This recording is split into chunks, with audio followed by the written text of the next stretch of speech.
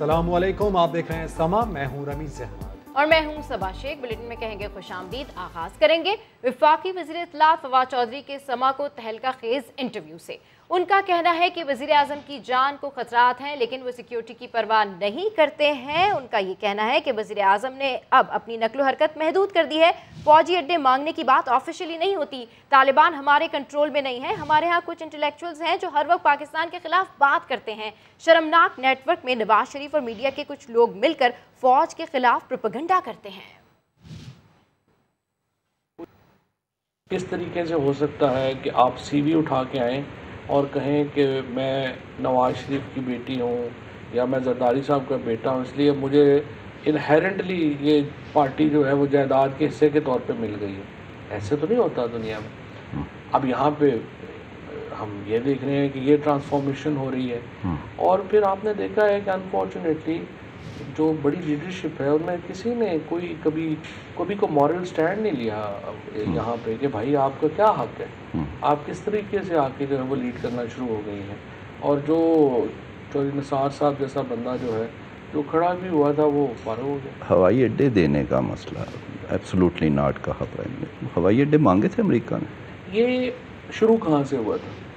New York times ने pentagon के जो डेप्टी हेड हैं उनकी हियरिंग जो थी उसको पब्लिश किया, जिसको यहाँ पे सारी अखबारों ने कैरी किया। पेंटागन के जो चीफ थे उन्होंने अपनी सेनेट को कहा कि हम पाकिस्तान समेत बाकी मुल्कों से अड्डे मांगने का अड्डों मांग बेसिस समेत बाकी चीज़ों के ऊपर गुफ्तगू कर रहे हैं। और उसके बाद ये जो इंटरव्यू थे HBO के, इन्होंने प्राइम मिनिस्टर साहब से उसी रेफरेंस में सवाल पूछा कि अगर अमेरिका ने आपसे मांगे तो क्या आप देंगे? उन्होंने कहा एब्सोल्युटली नॉट। अच्छा, बेसिकली उस तरह ऑफिशियली नहीं अभी उन्होंने डिमांड की। इस तरह की चीज़ें ऑफिशियली थोड़ी होती हैं, तो बेवकूफ़ी होगा जो ऑफिशियली लिख के देगा। जब कोई लीडर ऐसा स्टैंड लेता है तो उसकी ज़िंदगी ख़तरे में पड़ती है। तो PM साहब को लाइफ थ्रेट तो होगा। पाकिस्तान में फ्रेंकली जो भी नोटों पे होता है उसको लाइफ थ्रेट्स तो रहते हैं। और प्राइम मिनिस्टर साहब की सिक्योरिटी के ऊपर जो है वो कंसर्न्स रहते हैं, फिर वो इतनी परवाह भी नहीं करते सिक्योरिटी वगैरह की। तो ये तो एक कॉन्टीन्यूस उनके साथ झगड़ा रहता है कि नहीं आप सिक्योरिटी का ख्याल करें, वो करें, वो इतना ख्याल नहीं करते हैं। लेकिन बहरहाल उनकी है कि उन्होंने मूवमेंट इतनी रिस्ट्रिक्ट कर दी। अब ना वो कहीं बाहर खाना खाने तक भी नहीं जाते, शादियों वगैरह पे भी नहीं जाते, तो उन मूवमेंट अपनी उनकी बड़ी रिस्ट्रिक्टेड तो है। वो इसीलिए है कि लेकिन हम एक ख़ास माहौल में हैं पाकिस्तान में, और यहाँ पे आपको मालूम है कि ये मसाइल तो रहते हैं। तो इसका मतलब है कि उन्हें वो है थ्रेट, उन्हें कहा जाता है कि आप रिस्ट्रिक्टेड रहें। पाकिस्तान में एक ख़ास माहौल है, स्पेसिफिक तो कोई ऐसी बात नहीं है, लेकिन एक ख़ास माहौल है, उसकी वजह से वो उनका है। और जो हमारी एक तारीख भी है जाहिर कि वो हटा दिया जाता है और बाद में यही पता चलता है फ़लाँ ने साजिश की थी, फ़लाँ मुल्क था, फ़लाँ थे, फ़लाँ एजेंसी थी। पाकिस्तान के अंदर एक हमारी विजन का एक माहौल है, और अनफॉर्चुनेट है कि यहाँ पे बड़े लीडर्स की जो ज़िंदगियाँ हैं उनको ख़तरा लाक रहता है। अब ये लग रहा है कि शायद पाकिस्तान जो है वो उस तरह इतना तालिबान के साथ नहीं, और तालिबान उनकी बात पाकिस्तान की नहीं मानते, जो कि एक तासुर है।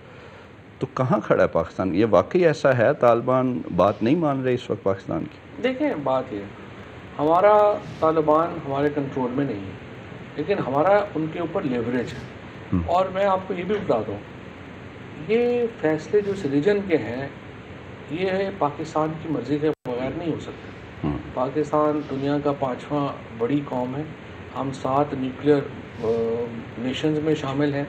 हम अपने आप को बड़ा अंडरमाइन भी करते हैं। हमारे यहाँ एक तबका है वो अपने आप को हमेशा अंडरमाइन करता है। देखिए, तालिबान हो या काबुल की हुकूमत हो या अमेरिका हो या हिंदुस्तान हो या चाइना हो, इस रीजन में आपको पाकिस्तान की बात जो है उसको वज़न देना पड़ता है। अब प्रॉब्लम पाकिस्तान का ये रहा है कि हम अपना नुक्ता नज़र दुनिया के सामने नहीं रख सके जिस तरह से हमें रखना चाहिए। मिसाल के तौर के ऊपर हमें कहा गया कि हम डबल गेम कर रहे हैं। देखिए, हम अमेरिका का हमने साथ दिया, हमने तालिबान का उस वक्त का एम्बेसडर जो है वो उनके हवाले कर दिया, हमने यहाँ से अलकायदा का सफाया कर दिया। उसके बदले में डबल गेम तो हमारे साथ हुई जब हमने देखा कि सारा जो बरहमदाग है, हरबियार है, उनको वहाँ पे कैंप्स दे दिए गए। हिंदुस्तान की जो रॉ है वो बहुत ज्यादा NDS के साथ मिलके काबुल में हमारे खिलाफ साजिशें करना शुरू हो गई। और इसी नवाज शरीफ ने जो नुकसान पहुंचाया पाकिस्तान को इतना ज़्यादा, देखिए बम्बई का वाक़या हुआ, अजमल कसाब किसी ISI का या फौज का मुलाजम तो नहीं था, हमने तो कभी उसको डिफेंड भी नहीं किया, ना ही हमने उसे कभी ऑन किया। कुलभूषण जाधव को हमने पाकिस्तान के अंदर अरेस्ट किया, हमने उसकी वो सर्विंग था, हिंदुस्तान ने उसको ऑन किया, हिंदुस्तान उसके लिए केस लड़ रहा है और फैटअप में पाकिस्तान खड़ा है। ये तो हमारा इंटरनेशनल डिफेंस का हाल है। लेकिन हमारे अपने अंदर पाकिस्तान के अंदर एक हमारे यहाँ इंटेलेक्चुअल्स हैं, उनको प्रॉब्लम है, वो हर बात को उठा के पाकिस्तान के खिलाफ शुरू हो जाते हैं दिन रात। उनको जो है फ्रीडम ऑफ एक्सप्रेशन को उठा के देखें, मतलब अभी आप देखें हम बिल ही नहीं लाए अभी मीडिया डेवलपमेंट अथॉरिटी का, पूरे इश्तहार शुरू हो गए फ्रीडम ऑफ एक्सप्रेशन के ऊपर आना। एम्बेसडर आ गया जर्मनी का मेरे पास, कहता है जी आप तो बड़ा फ्रीडम ऑफ एक्सप्रेशन ख़राब कर रहे हैं। मैंने कहा जी कितने वाक़यात हुए हैं? कहता 8-9 हुए। मैंने कहा तो जर्मनी में तो 900 इस्लामोफोबिया के वाक़यात हुए, हमने तो नहीं आपसे इस तरह के आके कोई गुफ्तगू की। तो पाकिस्तान के अंदर अभी मैं इंशाल्लाह एक प्रेस कॉन्फ्रेंस करने वाला हूँ और उसमें मैं आपको बताऊँगा किस तरह से सोशल मीडिया कैंपेन पाकिस्तान के ख़िलाफ़ होती है और उसमें पाकिस्तान के मीडिया के लोग कौन कौन से हैं जो कि पाकिस्तान के ख़िलाफ़ मुलव्वस होते हैं उस कैंपेन से। और आप ये शर्मनाक है जो पाकिस्तान के लोग, कुछ अपने लोग हैं, ये जैसा नवाज शरीफ जाके मुहिब से मिल गया है, ये सारा एक नेटवर्क है जो इस वक्त पाकिस्तान की फ़ौज के ख़िलाफ़ और पाकिस्तान के दिफाई इदारों के ख़िलाफ़ काम करता है। नवाज शरीफ साहब गुस्से में, देखें उनका गुस्सा जो है वो फ़ौज से ख़त्म ही नहीं हो रहा। हालांकि वो ये भूल गए हैं कि उन्हें भी तो ज़ियाउल हक नहीं बनाया था, वो तो उन्हीं की प्रोडक्ट थे जिन्होंने बनाया था। अगर आपने उन्होंने आपको डिस्ट्रॉय कर दिया है तो फिर गुस्सा क्या है? तो आपने सुना वफाकी वज़ीर इत्तलात फवाद चौधरी के समा को तहलका खेज़ इंटरव्यू के हवाले से, जिसमें उनका कहना है कि वज़ीर आज़म की जान को खतरात हैं लेकिन वो सिक्योरिटी की परवाह नहीं करते हैं। इस पर मजीद बात करते हैं समा के नुमाइंदे खुसूसी नईम अशरफ बट से। नईम, इंतहाई इंपॉर्टेंट ये इंटरव्यू दिया है उन्होंने, जिसमें उन्होंने कहा है कि सिक्योरिटी कंसर्न्स भी हैं प्राइम मिनिस्टर की। जी बिल्कुल, ये बल्कि इंकशाफ है और बड़ा अहम है और इसको जोड़ा है उन्होंने भी और हमने भी जब सवाल किया वो एब्सोल्युटली नॉट से है, क्योंकि जब भी ऐसा कोई बड़ा फैसला इंटरनेशनली हुआ है तो ये एक तारीख है पाकिस्तान की कि ऐसे लीडर्स जो हैं उनकी जान खतरे में होती है। और फवाद चौधरी जो कि हुकूमत के तर्जुमान हैं, वफाकी वज़ीर इत्तलात हैं, उन्होंने कहा बिल्कुल वज़ीर आज़म इमरान खान को सिक्योरिटी थ्रेट्स हैं, उनको बल्कि कई दफ़ा उनसे इस बात पर झगड़ा होता है कि आप ख्याल नहीं रखते क्योंकि वो इसकी परवाह नहीं करते। लेकिन अब उन्होंने कहा है कि उन्होंने अपनी नकलो हरकत महदूद कर दी है, यानी वो इन्होंने तस्लीम किया है कि सिक्योरिटी के मामलात पर उन्हें तवज्जो देनी चाहिए। दूसरी अहम बात इसमें उन्होंने की है अफगानिस्तान के हवाले से कि तालिबान, ये वो क्लियर कर रहे हैं कि तालिबान हमारे कंट्रोल में नहीं, लेकिन उन पर असर ज़रूर है, पाकिस्तान का लिवरेज है। और लेकिन ये पूरी दुनिया ये समझ ले कि पाकिस्तान के बगैर अफगानिस्तान का कोई फैसला नहीं होगा। पाकिस्तान इम्पोर्टेंट है, सबसे अहम है और उनको एतमाद में और उनकी मर्जी से ही ये सारे मशावरत से मामला चलेंगे। तीसरी बात उन्होंने एक बड़ी हैरान कुन बात थी कि उन्होंने कहा कि कुछ इंटेलेक्ट हैं ऐसे, बल्कि उन्होंने इंटेलेक्चुअल का नाम उनके लिए लिया कि वो हैं और वो उनके साथ कुछ मीडिया के लोग हैं। ये बड़ी एक बिल्कुल ये कहा कि वो फौज मुखालिफ प्रोपेगेंडा करते हैं। हमारे साथ रहिएगा खालिद अजीम साहब और दिफाई तज्ज़ियाकार अमजद शुएब साहब भी हमें ज्वाइन कर चुके हैं। खालिद साहब, आपसे जानना चाहेंगे इस बात में आपको कितनी सदाकत लगती है वज़ीर इत्तलात की इस बात में? वो ये कहते हैं कि पाकिस्तान माजी में अपना जो नुक्ता नज़र है वो दुनिया के सामने बेहतर तौर पर पेश नहीं कर सका, चाहे वो अफगानिस्तान की सूरत हाल हो, चाहे ये अड्डों वाला मामला ही हो। देखिए, मैं ये समझता हूँ कि एक बात होती है आपकी तरफ से कन्वे करना और फिर उसकी एक्सेप्टेबिलिटी जो है वो हर मुल्क, हर इदारा जो है वो उसने अपने मफादात के तहत उसको करने। मुमकिन है हम बहुत सी बातें कहते रहे और मैं तो उनको याद दिलाना चाहता हूँ कि इससे पहले बहुत वाज़े लफ्ज़ों में जनरल राहील शरीफ जो हैं उन्होंने कहा कि ये डू मोर का मुतालबा अब नहीं होना चाहिए, अब दुनिया को डू मोर करना चाहिए। Pakistan has done it's part. लेकिन उसको उस अंदाज में नहीं लिया गया। लेकिन जब अमेरिका को ज़रूरत पेश आई पाकिस्तान की, तो उस वक्त वो पाकिस्तान की तारीफ़ व तौसीफ़ भी हुई, और उन्होंने उनके ज़रिए, पाकिस्तान के ज़रिए जो अपने उसका एग्ज़िट है उसको मुमकिन बनाने के लिए जो मुआहदे का मामला था या उस पीस प्रोसेस में जितना वो रोल था, उसमें वो पाकिस्तान की तरफ मुतवज्जो हुए। तो किसी हद तक उनकी ये बात जो है वो कही जा सकती है कि शायद पॉलिटिकल लीडरशिप जो है उसकी जानिब से उतना एम्फेसिस नहीं था जिस अंदाज में होना चाहिए। लेकिन ये नहीं कहा जा सकता कि पाकिस्तान की तरफ से ये बात कही नहीं गई, अलबत्ता सुनी उतनी जाती है जितनी उनके अपने मुफाद में होती है। और ये बातें जो हैं वो यकीनी तौर पे एक कंटिन्यूस प्रोसेस होता है, और उसमें पाकिस्तान को यकीनी तौर पे अपना जो मौक़िफ़ है उस पर प्रेस अपॉन करना चाहिए।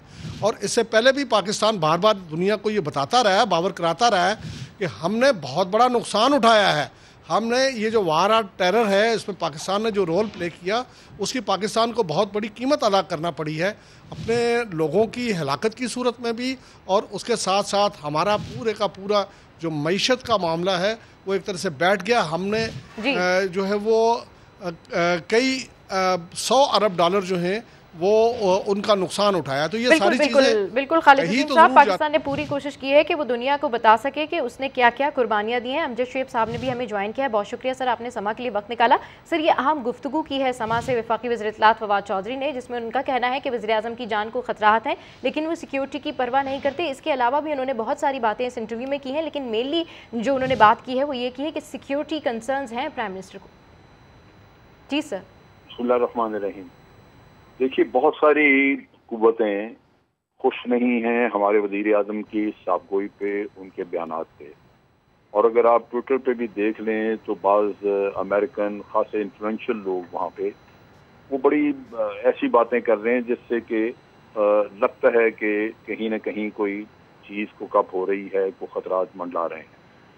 तो इस लिहाज से मैं समझता हूँ कि हमेशा ही जब भी कभी कोई साफ़गोई से काम ले या दूसरे को आईना दिखाए तो अच्छा तो नहीं लगता उनको, तो वो कोशिश यही करते हैं। और अमेरिका की, इन लोगों की, मगरबी दुनिया की एक तारीख है कि ये अपनी इंटेलिजेंस के ज़रिए हुकूमतें बदलना चाहते हैं या लीडर्स को मरवा देते हैं।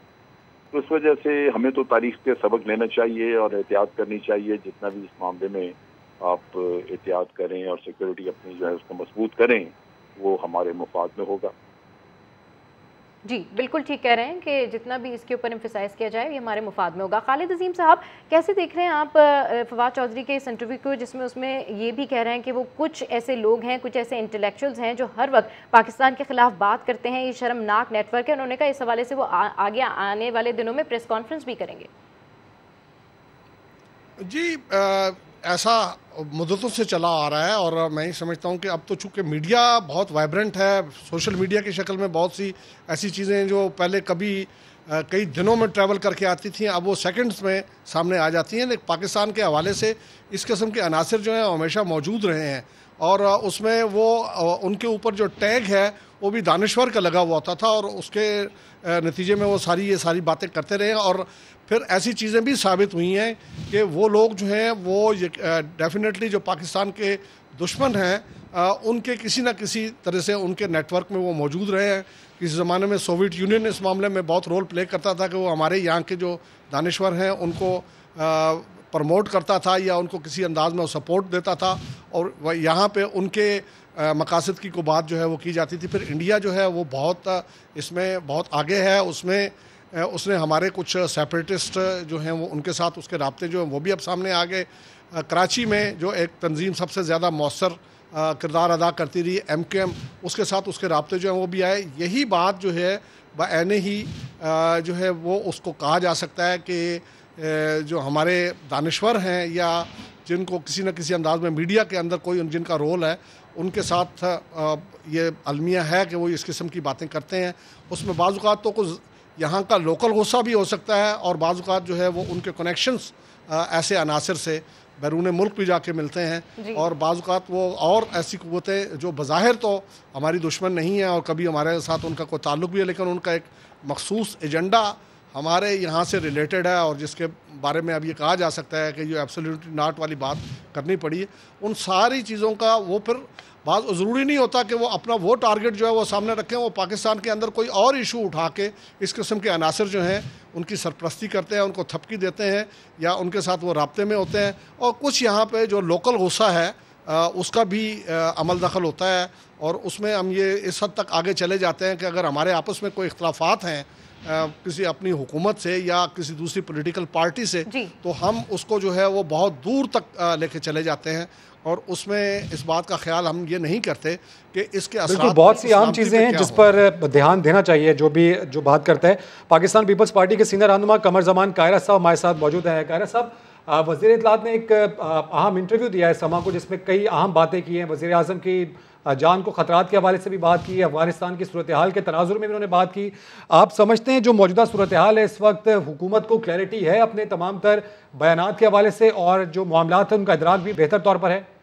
ये इंतहाई अहम इंटरव्यू है जो कि फवाद चौधरी ने समा से गुफ्तगू के दौरान दिया है। अमजद शुएब साहब हमारे साथ मौजूद हैं। अमजद शुएब साहब, जो सारी सूरत हाल है, जिस तरीके से इस वक्त वफाकी वज़ीर इत्तलात ने समा से गुफ्तगू की है, उसमें उन्होंने ये कंसर्न भी शो किया है कि इंटरनेशनल लेवल पर पाकिस्तान के जो हालात और वाक़यात हैं, जिस तरह से हमारी सिफारती सतह है उस पर हम इतना वोकल होकर बात नहीं कर पाते। ताहम इस हुकूमत के दौरान हम ये समझते हैं कि तमाम तर मामलात को बेहतर तौर पर अंडरस्टैंड किया जा रहा है। जैसे कि उन्होंने कुलभूषण का जिक्र किया और फिर उन्होंने अजमल कसाब का जिक्र किया। उन्होंने कहा कि कुलभूषण के केस के बाद भी फैटफ में तो पाकिस्तान है। जी सर, देखिए ये एक बहुत बड़ा अलमिया है और उसकी वजह मैं जो पिछले साल की हमारी हुकूमत 5 साल गुजर के गई, इनसे पहले उनका एक बयानिया था और वो ये था कि वो भारत कुछ कहे तो उस पर यकीन करना, अफगानिस्तान कुछ कहे तो उस पर यकीन करना, और अगर आपकी अपनी इंटेलिजेंस या अपने लोग कहें तो उस पर आप यकीन नहीं करते बल्कि आप उल्टा वो इल्ज़ाम अपने ही लोगों पे लगा देते हैं। ये मियाँ साहब की अपनी एक सोच थी, या ये कह लीजिए कि पिछले 20 साल की उनकी फौज दुश्मनी, जिसकी वजह से मुल्क ने नुकसान उठाया। आप अगर भारत ने कहा कि पाकिस्तान टेररिज्म कराता है, तो पाकिस्तान में जो टेररिज्म था वो कौन करा रहा था, उस पर कभी मियाँ साहब न बोले। और अपना जब हमारे लोगों ने कहा कि हमने भारत में कभी टेररिज्म नहीं कराया, ये फॉल्स फ्लैग ऑपरेशन हैं, तो बजाय उसके कि उन पे यकीन करके उसका दिफा करते, इन्होंने उस पर तहकीकात खोल ली, FIR दर्ज करवा दी और पता नहीं क्या क्या वो मोदी को खुश करने के लिए करते रहे। इसी तरह अफगानिस्तान का है। अफगानिस्तान का भी आप हमदुल्ला मुहिब का एक इंटरव्यू सुन लें, उसमें वो कहता है जी हो सकता है पॉलिटिकल लीडरशिप ठीक कह रही हो कि वो अफगानिस्तान के मामलात में दखलंदाजी नहीं कर रहे, लेकिन उनकी हो सकता है इंटेलिजेंस उनके कंट्रोल में ना हो, वो नीचे इंटेलिजेंस काम करो। कैसे करवा रही? आप देखिए, हमने बड़ी मुश्किल से अपना दिफा किया है। पाकिस्तान एक दिफा की जंग लड़ रहा है कि हमारा नुकसान बहुत हो चुका है। हमारे जो हम कहते हैं हमने 70,000 लोगों की कुर्बानी दी, वो कुर्बानी नहीं। कह रहे हैं सर कि पाकिस्तान अपने दिफा की जंग लड़ रहा है। इस पर मजीद गुफ्तगू करने के लिए हमें ज्वाइन किया है पीपल्स पार्टी के रहनुमा कमर जमान कायरा साहब ने। बहुत शुक्रिया सर, आपने समा के लिए वक्त निकाला। सर, वफाकी वज़ीर इत्तलात फवाद चौधरी ने समा को ये इंटरव्यू दिया है जिसमें उन्होंने कहा है कि वज़ीर आज़म की जान को खतरात हैं, स्पेशली एब्सोल्युटली नॉट के बाद। और दूसरा सर, उन्होंने ये भी ऐड इन किया है कि ये नहीं हो सकता कि मरियम और बिलावल कहें कि विरासती जायदाद की वजह से अब वो पार्टीज़ के लीडर हैं। सर, क्या कमेंट करेंगे आप? देखिए, पहली बात तो यह है कि मरियम और बिलावल साहब ये क्लेम अगर करें कि उनका विरसा है, तो ये तो चले, फवाद साहब उसी बिलावल साहब के साथ बैठे होते थे, उन्हीं के चरण छूते थे, सारा कुछ उन्हीं के साथ पॉलिटिक्स करते थे। उस वक्त उनको ये ख्याल नहीं आया, अब आ गया, अच्छा हो गया। लेकिन बात यह है, लीडर कोई मुझ पे मुसल्लत तो नहीं है ना। लीडर तो है वो जिसको लोग अपनी फ्री विल से चाहते हैं। आज लोग बिलावल साहब के साथ हैं, कल मैं उनको छोड़ के किसी जमात में जाना चाहूँ तो मुझे कोई लीगल पाबंदी है? लोग छोड़ के गए जमातों को, क्या हो गया? फवाद साहब आए पीपल्स पार्टी से, दूसरे किसी और जमात से, कोई काफ लीग से, कोई नून लीग से, तो एक जमात नवी खड़ी कर दी गई। तो ये लोगों ने मान लिया कि जी ठीक है, इमरान हमारा लीडर है। जिन लोगों ने वो मान लिया वो इमरान खान के पीछे चल रहे हैं। आज इमरान खान फेल हो रहा है और कल ये लोग अगर किसी और लीडर को मानेंगे, तो ये तो लोगों की फ्री विल होती है। ये मुसल्लत कर देना और क्लेम करना नहीं होता। और ये इंसल्टिव लैंग्वेज यूज करते, पर्ची पर्ची पर्ची के जी वो बिलावल साहब को पर्ची के जरिए चेयरमैन बना दिया गया। घटिया बात है। इस मुल्क का वज़ीर आज़म भी है, वो भी हक़ाइक़ के मुनाफी बातें करता है। बिलावल साहब को बेनज़ीर भुट्टो की विल से चेयरमैनशिप नहीं मिली थी, वो जरदारी साहब को मिली थी। जरदारी साहब के बाद पीपल्स पार्टी की सीईसी ने मीटिंग करके और उसमें बिलावल साहब को चेयरमैन बनाया था। उस वक्त वो पढ़ रहे थे और वो जरदारी साहब को चेयरमैन बने थे। अब जरदारी साहब जो हैं वो पीपल्स पार्टी के को चेयरमैन नहीं है, वो पाकिस्तान पीपल्स पार्टी पार्लियामेंटेरियन के सदर हैं और बिलावल साहब पीपल्स पार्टी पाकिस्तान के चेयरमैन है। लिहाजा उनका कोई ऐसा, हाँ उनकी कुर्बानियां हैं, उनके सेक्रीफाइसेस हैं और यहाँ तो वो तो बड़े लीडर्स हैं। यहाँ तो यूनियन काउंसिल में काउंसलर का जो होता है वो भी कहते हैं कि इसका बाप पहले इलेक्शन लड़ता रहा है, उसी के खानदान में चलती जाती है।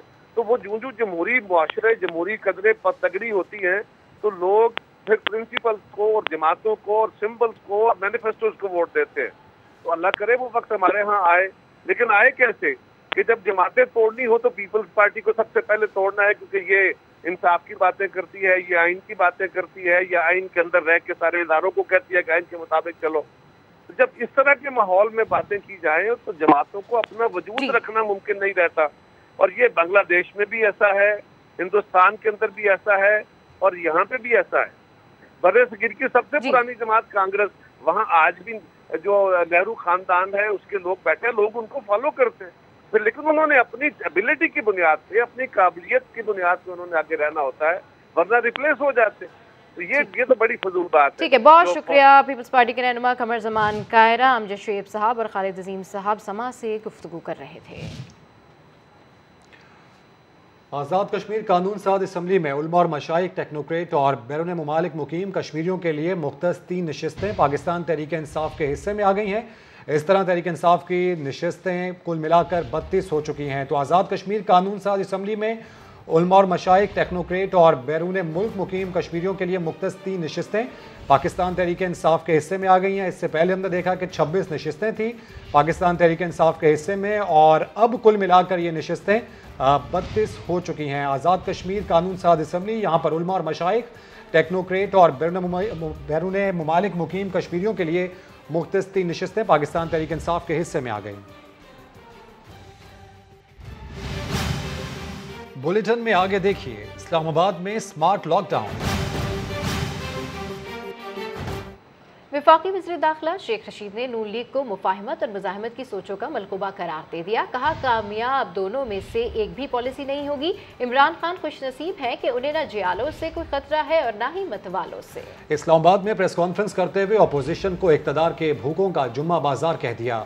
बोले मीडिया के 40 कैमरों के अलावा उनकी सियासत है कहाँ, सब टाइम फिश ठुस और ख़त्म हो चुके हैं। नून लीग और शियून लीग में मफामत और मजामत की लड़ाई है। मैंने जब बहुत पहले कहा था कि ये 2 जमातें हैं, 2 सोचों का नाम है। इमरान खान को कोई थ्रेट नहीं है, वो लकी आदमी है, ना पीपल्स पार्टी से ना नून लीग से। ये मजामत और मफामत दोनों पॉलिसियां नाकाम होगी। कश्मीर में भी हुई है, सियालकोट में भी हुई है, क्योंकि इनकी लाइन और लेंथ एक नहीं है। जो नून लीग को नुकसान पहुंचा है उनकी अपनी पॉलिसियों की वजह से पहुंचा है, जो गैर जिम्मेदाराना और गैर पार्लिमानी जबान उन्होंने इस्तेमाल की, ये अपनी उंगलियां काटेंगे। इनका कोई सियासी मुस्तकबिल नहीं। इक़्तिदार के भूखों का जो जुमा बाजार लगा हुआ है उनको कोई पजीराई नहीं मिल रही, सवाए मीडिया जब वो एक ऐसी बात करते हैं जब हुकूमत के खिलाफ है तो उनको कवरेज मिलती है। कुल सियासत ये 40 कैमरों के अंदर हो रही है, बाकी उनकी कोई सियासत नहीं है। खत्म, ठुस, टेंट फिश हो चुके हैं। न जाने किस बात की जल्दी थी। शेख रशीद ने प्रेस कॉन्फ्रेंस तो हंसते हुए शुरू की, लेकिन सहाफियों के सवाल पर गुस्सा करने लगे, बात बात पर टोकते रहे। प्रेस कॉन्फ्रेंस खत्म हुई तो फिर हंसने लगे। शेख साहब का ये अंदाज आपको भी दिखाते हैं। 4 सवाल करो ना यार, 5 मिनट। आप come to question, come to question. वो फवाद साहब दे रहे हैं उसमें बयान, मुझे नहीं पता, मैंने नहीं उनका पूछा। मुख्तसर सवाल करो ना यार, आपका हो गया। छोटा सवाल करो यार, टाइम पूरा हो रहा है। सेकंड लास्ट, बस इधर से गई। मुझे इसका नहीं पता, मुझे नहीं पता, मैं अभी इस पे कुछ नहीं कहना चाहता। सवाल शुरू हो जाते हैं, प्रेस कॉन्फ्रेंस ही रह जाए। खत्म, ठुस। अदालती कार्रवाई का जिक्र। मनी लॉन्ड्रिंग केस में शहबाज शरीफ और हमजा शहबाज की अबूरी जमानत में 16 अगस्त तक तौसी कर दी गई। FIA ने मनी लॉन्ड्रिंग से मुतालिक रिपोर्ट जमा कराते हुए मुल्जिमान की जमानत खारिज करने की इस्तदा कर दी। अरशद अली की रिपोर्ट। मनी लॉन्ड्रिंग केस में शहबाज शरीफ और हमजा शहबाज की पेशी। वुकला ने कौमी असम्बली के इजलास के बायस केस मुलतवी करने की इस्तदा की। कहा 13 अगस्त तक सेशन है, इसके बाद की तारीख रख ले। दौरान समाअत FIA ने तहकीकात से मुतल्लिक रिपोर्ट जमा करवाई, जिसमें बताया गया कि मुल्ज़मान ने हवाला हुंडी के जरिए मनी लॉन्ड्रिंग की। हमजा शहबाज ने तहरीरी जवाब में कहा कि मुकदमात झूठे और बेबुनियाद हैं। मीडिया से गुफ्तगू में अता तारर ने एक बार फिर हुकूमती तर्जमानों को तनकीद का निशाना बनाया। वही पुरानी बातें जो शहजाद अकबर साहब अपनी प्रेस कॉन्फ्रेंसेस में कहा करते थे, उनको दोहरा कर इस केस को पेचीदा करने की कोशिश की जा रही है। सेशन अदालत ने शहबाज शरीफ और हमजा शहबाज की अबूरी जमानत में 16 अगस्त तक की तोसीह करते हुए वुकला को बहस के लिए तलब कर लिया। कैमरामैन खावर महमूद के साथ अरशद अली, समा, लाहौर। एक कौम एक निसाब, तफसील बताएंगे कुछ देर में। कराची के इलाके कुरंगी में 6 साला बच्ची का कातिल पड़ोसी निकला। मुल्जिम जाकिर का DNA बच्ची से मैच कर गया है। इस हवाले से मजीद तफसीलात हासिल करते हैं समा के नुमाइंदे शाहनवाज अली कादरी से। जी शाहनवाज, अपडेट कीजिए। देखिए, बिल्कुल ये बड़ा ही अफसोसनाक वाक़या था जो जमान टाउन थाने की हदूद के अंदर पेश आया था, जब एक 6 साला बच्ची है उसको ज्यादती के बाद कत्ल कर दिया गया था। सामान्य सबसे पहले ये खबर दी थी कि जो बच्ची का कातिल है, बच्ची को साथ ज्यादती की है, वो उसका पड़ोसी है। अब केस में पेशरफी सामने आई है कि जो मुल्जिम था, जिसका नाम जाकिर बताया जाता था, वो रक्षा ड्राइवर था, उसका DNA टेस्ट किया गया था। DNA टेस्ट करने के बाद ये रिजल्ट आ चुका है और अब जो DNA है वो बच्ची से मैच कर गया है। तो इससे कहना है कि अब मुल्जिम कातिल को कोर्ट पेश किया जाएगा, उसके बाद उसका रिमांड हासिल किया जाएगा। मुल्जिम ने रिक्शे में अपनी बच्ची को ले जाकर एक मकाम पर। शाहनवाज, रेंजर्स और पुलिस ने मुश्तरका कार्रवाई करते हुए एम्बुलेंस में मंशियात सप्लाई करने वाले 2 मुल्जिमान गिरफ्तार कर लिए। मज़ीद जान लेते हैं chief crime reporter Ahmar Rahman Khan से। अहमर, क्या बताना तर्जुमान का इस मुताल्लिक?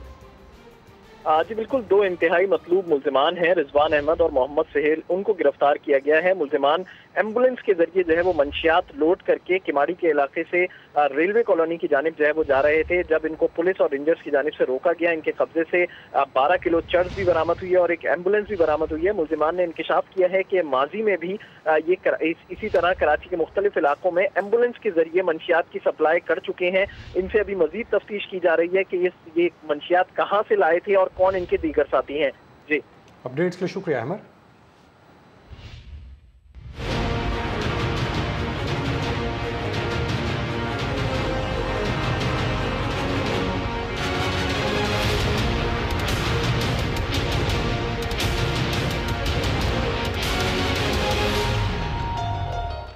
और अभी आपको बताएं कि पंजाब पहली से प्राइमरी तक यकसा निज़ाम तालीम नाफिज करने वाला सूबा बन गया। नए निसाब के तहत बाकायदा क्लासेस का आगाज़ आज से हो गया। वज़ीर आला ने इसे तारीख़ी इक़दाम करार दे दिया। तफसील इस रिपोर्ट में। एक कौम एक निसाब, तालीम के मैदान में तारीखी कदम। पंजाब में सिंगल नेशनल करिकुलम नाफिज कर दिया गया। सरकारी और निजी स्कूलों में प्राइमरी तक तमाम बच्चे अब यकसा निसाब पढ़ेंगे। वज़ीर आला पंजाब उस्मान बुज़दार ने ट्वीट किया, कहा इससे तालीमी शोबे में तबकाती तकसीम का खात्मा होगा और तमाम बच्चे बेहतरीन निसाब पढ़ेंगे। वज़ीर तालीम मुराद रास ने इसे इंकलाबी इक़दाम करार दिया है। 1 नेशन 1 करिकुलम, तो आप देखना कि कितना बेहतरीन होगा कि हमारे सब बच्चों के लिए एक जैसी एजुकेशन हो। और हमने एज स्कूल एजुकेशन डिपार्टमेंट में कायद ने जो ट्रेनिंग करते हैं टीचर्स की, प्राइवेट स्कूल के टीचर्स को हमने फ्री ट्रेनिंग दी है सिंगल नेशनल करिकुलम के ऊपर। वज़ीर तालीम के मुताबिक यकसा निसाब की पॉलिसी के खिलाफ बहुत सारे माफिया मुतहरिक रहे, लेकिन हुकूमत ने अपना वादा पूरा करके दिखाया है। फैसलाबाद में भी नई किताबों और नए निसाब के साथ तालीमी सेशन का आगाज हो गया। बच्चों को यकसा निसाब की किताबें तकसीम की गईं। इस हवाले से रिपोर्ट कर रहे हैं अब्दुल आहद। यकसा निज़ाम तालीम का ख्वाब पूरा हुआ। मशरिक हो या मगरिब, शुमाल हो या जनूब, पंजाब के तमाम सरकारी और निजी स्कूलों में अब होगा एक ही निसाब।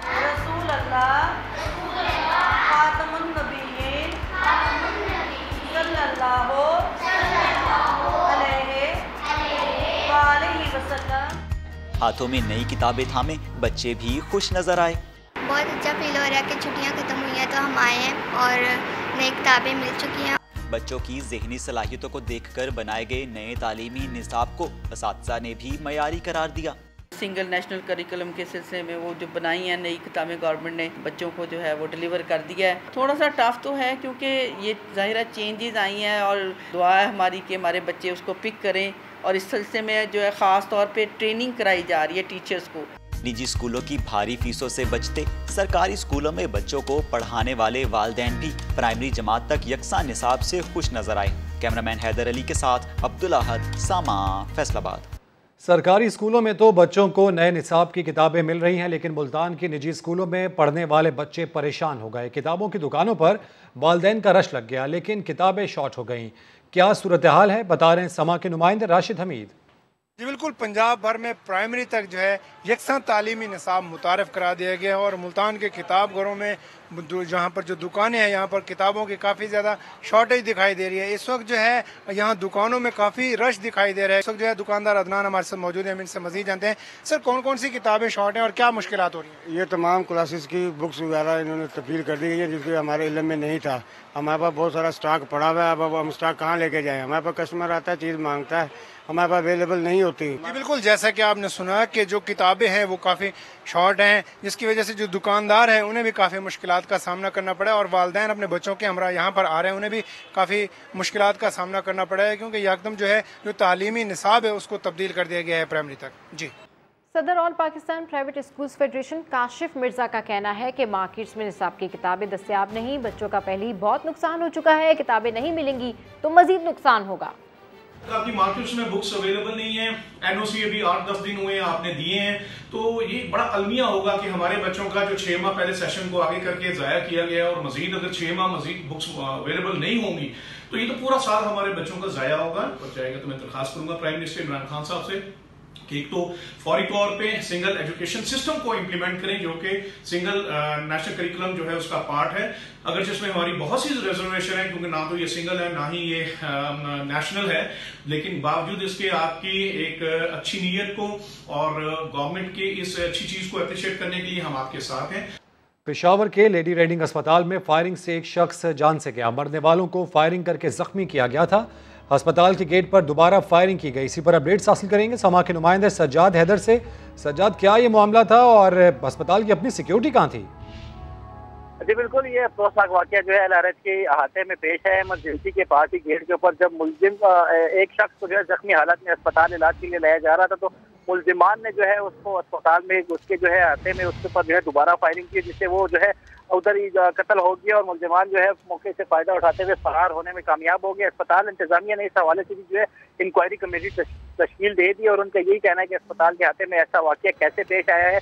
पुलिस भी वहाँ मौके पर मौजूद है और CCTV भी मौके पर मौजूद है और तफ्तीश का आगाज कर दिया गया है। अपडेट्स के लिए शुक्रिया सज्जाद। दस्तयाबी में नाकाम हो गया। कराची के बेशतर वैक्सीनेशन सेंटर्स में वैक्सीन खत्म हो गई। दूसरी खुराक लगवाने वालों को वापस भेजा जा रहा है। हुकूमत ने शहरियों को वैक्सीन ना लगवाने पर सिम बंद करने की धमकी दी। कराची के शहरी वैक्सीनेशन सेंटर पर बड़ी तादाद में पहुंच रहे हैं, लेकिन मराकज में वैक्सीन की किल्लत का सामना है। बेशतर मराकज पर एस्ट्राजेनेका, पाकवैक, कैंसाइनो और साइनोफॉर्म मौजूद ही नहीं है। शहरियों को सिर्फ पहली खुराक मॉडर्ना वैक्सीन की लगाई जा रही है। करोड़ों आबादी के सूबे सिंध में सूबाई हुकूमत की नाकिस कारकर्दगी। जब समा ने सवाल उठाया तो तर्जुमान सिंध हुकूमत मुर्तज़ा वहाब आधा गिलास भरा हुआ दिखाने लगे। कहा कि सिंध में अब तक 2,11,000 लोगों को वैक्सीन लग चुकी है। ये भी कहा कि कुछ लोग आदत से मजबूर है, तनकीद से बाज नहीं आते। डोज जो है वो नहीं लग पा रहा। आप लाखों लोगों की वैक्सीनेशन की बात कर रहे हैं। 2,11,000 लोगों को वैक्सीन लगी है, इसी सूबे में लगी है। बजाय इसके कि आप ये कहें ग्लास आधा भरा हुआ है, आप कहते हैं ग्लास आधा खाली है। कुछ लोग आदत से मजबूर हैं। मैं कभी भी नेगेटिव बात नहीं करूँगा। गिलगित बल्तिस्तान में सयाहों के दाखिले पर पाबंदी लगा दी गई है। ये पाबंदी क्यों लगाई गई है, जान लेते हैं समा के नुमाइंदे मंजर शिकरी से। मंजर, बताइएगा। जी, ये ईद से बड़ी ईद से कबल जो है यहाँ पर बारिशों का एक सिलसिला शुरू हुआ, जिसके बाद तत्ता पानी के मुकाम पर जो शायर कराक्रम है उसमें मुसलसल लैंड स्लाइडिंग होती रही है। ईद के बाद चूंकि सियाहों का रश गिलगित बल्तिस्तान में ज्यादा बढ़ गया और अब तक जो बारिशों का सिलसिला होता है उसकी वजह से वहाँ पे मुसलसल लैंड स्लाइडिंग हो रही है, जिसकी वजह से हजारों जो सयाह है वो गिलगित बल्तिस्तान में फंस जाते हैं और गिलगित बल्तिस्तान में इसी वजह से जो है वो पेट्रोल का भी किल्लत पैदा हुई, जिसके बाद कमिश्नर दियामर ने जो है वो फौरी तौर पे बाबूसर टॉप और थोर की साइड से कराक्रम हाईवे से गिलगित बल्तिस्तान दाखिल होने वाले सियाहों पे पाबंदी लगाने का फैसला किया और उसका बाज़ाब्ता नोटिफिकेशन जारी किया। जी, अपडेट्स के लिए शुक्रिया मंजर। मोहम्मद डैम की तामीर में अहम संगे मील उबूर, दरियाए स्वात का रुख बदलने के लिए सुरंग की खुदाई का काम मुकम्मल हो गया। अपडेट्स हासिल करेंगे समा के नुमाइंदे अब्दुर्रहमान से। अब्दुर्रहमान बताइएगा। जी बिल्कुल, मोहम्मद डैम जो कि उस तेजी से जारी है, 800 मेगावाट पन बिजली के इस मंसूबे पर काम की रफ्तार का जायजा लेने के लिए चेयरमैन वापडा lieutenant general retired Muzammil Hussain ने दौरा किया है और वहाँ पर जो डाइवर्शन टनल है, जो दरिया को का रुख मोड़ने के लिए जो टनल है वो मुकम्मल हो गया है और उन्होंने बटन दबा के जो कंक्रीट था जो पहाड़ से उसको हटा दिया है और टनल मुकम्मल हो गया है। जबकि 3 अहम मराइल हैं इस डैम के, जिसमें एक डाइवर्शन है यानी दरिया का रुख मोड़ने के लिए टनल ये बना लिया गया है, जबकि इसके बाद स्पिलवे पर भी काम जारी है। जबकि इंतहाई अहम पेश रफ्त अपडेट्स के लिए शुक्रिया अब्दुर्रहमान। कराची की मकामी अदालत ने कोरोना SOPs की खिलाफ वर्जी पर पुलिस को मुकदमा दर्ज करने से रोक दिया। बिल्कुल, आपको बताएं जुडिशल मजिस्ट्रेट शर्की की अदालत ने कोरंगी शर्की इजला के लिए बड़ा हुक्म जारी कर दिया। रिमार्क्स दिए, दफा 144 की खिलाफ वर्जी पर मुकदमा दर्ज नहीं किया जा सकता। पाबंदी की खिलाफ वर्जी पर पुलिस सिर्फ शिकायत दर्ज कर सकती है। अदालत ने SOPs की खिलाफ वर्जी पर गिरफ्तार मुल्जिमान को रिहा करने का भी हुक्म जारी कर दिया। अदालत ने रिमार्क्स दिए, पुलिस मुल्जिमान के खिलाफ मुकदमात के बजाय तहरीरी तौर पर शिकायत दर्ज करे। कोरोना वायरस का फैलाव रोकने के लिए इस्लामाबाद इंतजामिया की जानिब से स्मार्ट लॉकडाउन के तहत मुख्तलिफ सेक्टर्स की मुतासरा गलियां सील करने का नोटिफिकेशन तो जारी कर दिया गया, लेकिन हकीकत में कई मुतासरा गलियां ताहाल हर तरफ से खुली हुई हैं। बिल्कुल, इस पर देखिए अरम खान की रिपोर्ट। इस्लामाबाद में कोरोना केसेस के बढ़ते वार, 2 माह से ज्यादा अरसे के बाद इस्लामाबाद में मुस्बत केसेस की शरह 12% से ज्यादा रिकॉर्ड की गई। जिला इंतजामिया हरकत में आए 44 गलियों को सील करने का नोटिफिकेशन जारी किया गया, लेकिन जब हम इन गलियों का हमने दौरा किया तो हमें ना तो यहाँ पर कोई हिफाजती रुकावट नजर आई, ना ही दाखिला और खारजी रास्तों पर कोई पुलिस एहलकार पूछगछ करते हुए नजर आए। यहाँ पे रहने वालों से हमारी बात हुई तो उनका यही कहना था कि हमारे इल्म में तो नहीं है कि यहाँ पे कोरोना केसेस किसी घर से रिपोर्ट हुए हैं, लेकिन अगर जिला इंतजामिया को पता है इस बारे में तो उन्हें यहाँ पर स्मार्ट लॉकडाउन पॉलिसी को सही तरीके से अमल दरामद कराना चाहिए। लग यही रहा है कि जो इंतजामिया ने नोटिफिकेशन जारी किया है वो सिर्फ कागजी कार्रवाई है और हकीकत इसके बरअक्स है। जी, अपडेट्स के लिए शुक्रिया। हम ब्रेक के बाद हाजिर होंगे हेडलाइंस के साथ। देखते रहिए समा।